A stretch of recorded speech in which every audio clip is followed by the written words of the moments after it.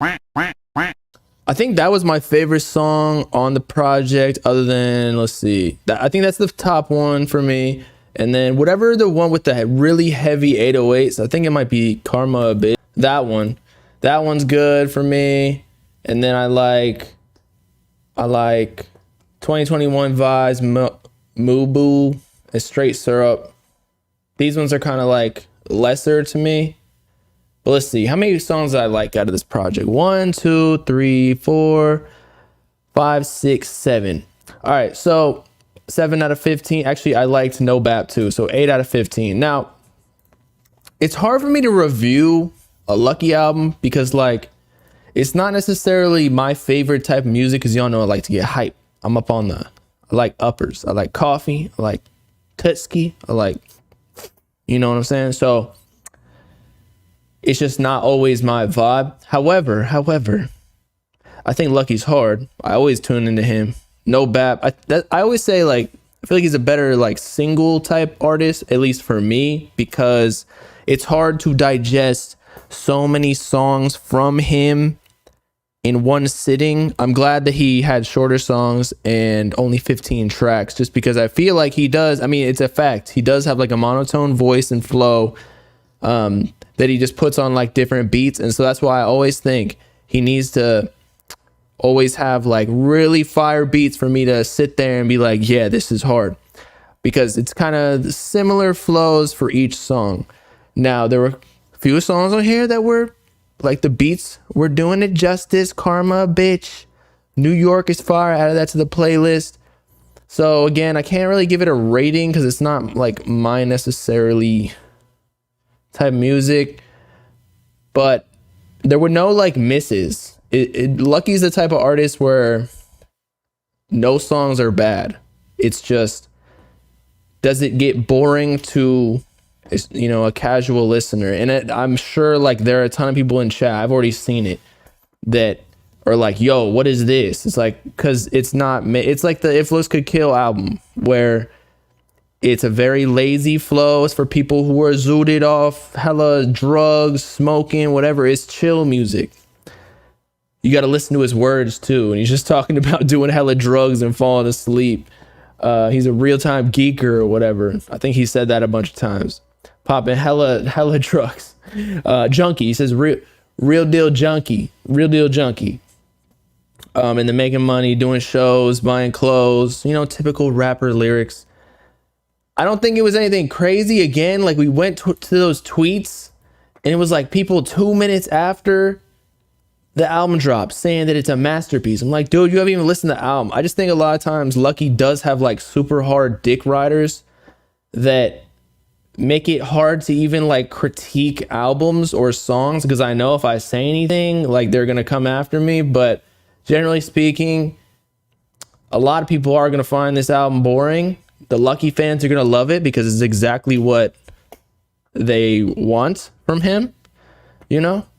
Album of the decade, y'all are crazy. Sorry, no, that's not true. Because I do think that, like, most of the songs, at least for me, the differentiation was the production. I feel like he needs always like the producer to come in and do something completely different from the last song, because it to me, a lot of times it sounds like copy and paste the same flow over different beats. You know what I'm saying? Like, yeah, he makes the choruses, he varies it a little bit, but generally speaking, it's kind of the same music. See, there's a lot of mixed opinions in the chat. There are a lot of people saying they hate it. A lot of people saying they love it in its album of the year. Like, yo, chillax, buddy. Chillax. I don't think Lucki really makes the album of the year type music because it's just so niche. Like, it's a very specific type of music. Again, monotone, lazy flow on like dope beats. That to be an album of the year, it needs to be, I don't know, like, it needs to push boundaries. I feel like a lot of his albums are kind of like the same type of music, and he's been doing this forever, since 2015. So of course, a lot of people like it. He has a really strong fan bases. One of the biggest cults in the underground, if you even consider him underground, because last album sold like what, 21K or something like that. He was beating out the baby pause from behind. But yeah, you need to be like smoking hella weed to be listening to this all day. I'm gonna be real. But I mean, if I was to give it a rating, I give it like a 6. Not because it's bad, just I don't think it brings any extra flavor, or like it doesn't go outside the box. He's not trying to like evolve necessarily. It's kind of just the same music, which for the OG fans, they're gonna love that because it's exactly what they love in the first place. I mean, you guys were telling me there were some like OG leaks on here, like 2021 Vibes in New York, which I actually love those songs. But again, it was because of the production, because it could have been like, you could have put like Super Ski Flow on this beat and I would have liked it the exact same.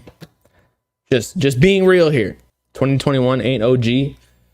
I don't know. Y'all were telling me it was a leak. I'm not really tuned in. I'm not really tuned in to the Lucki leaks.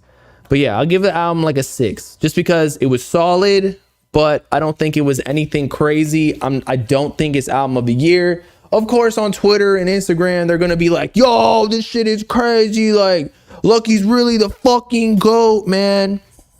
Because it'll farm likes and engagement and shit.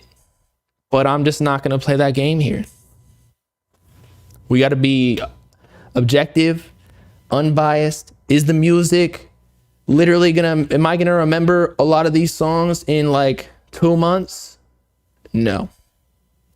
I'll listen to it when it comes on and I'm at the gym. Like today, we listened to No Bap. I was like, yo, that's my boy Lucki. I can't tell you what the song name is, but it's fire, you know?